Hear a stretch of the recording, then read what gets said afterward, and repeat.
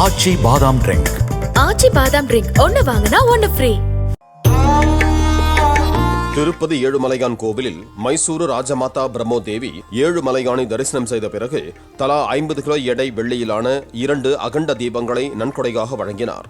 சுமார் 300 ஆண்டுகளுக்கு முன்பு ஏழுமலையான் கோவில் கருவறையில் ஏற்றி வைப்பதற்காக அப்போதைய மைசூரு மகாராஜா வெள்ளி விளக்குகளை நன்கொடையாக அளித்திருந்த நிலையில் தற்போது மகாராணி அகண்ட தீபங்களை வழங்கியிருக்கிறார். அவருடன் தற்போதைய மகாராஜா யதுவீர் கிருஷ்ண தத்தா, சாமராஜ வாணிகார் மற்றும் கர்நாடக அறநிலையத்துறை அதிகாரிகள் உடன் இருந்தனர்.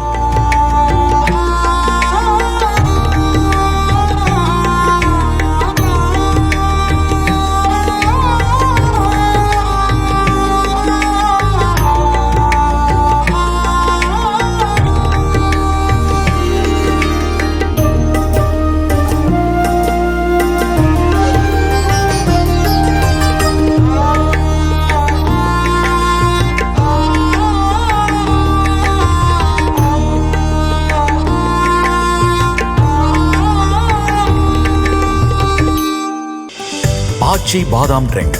ஆச்சி பாதாம் ட்ரிங்க் ஒன்னு வாங்கினா ஒன்னு ஃப்ரீ.